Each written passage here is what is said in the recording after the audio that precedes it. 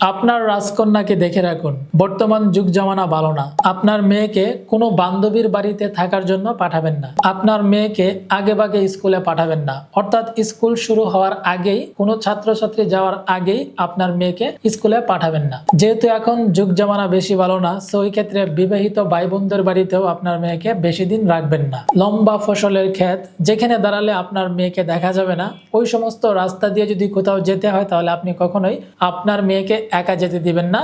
Coaching সেন্টারে আপনার মেয়েকে আগে ভাগে পাঠাবেন না। অনেক সময় দেখা যায় শুধু মাস্টার আছে কিন্তু কোনো ছাত্র বা ছাত্রী এখন পর্যন্ত কোচিং সেন্টারে আসে নাই, ওই সময়ে আপনার মেয়েকে একা একা আপনি পাঠাবেন না।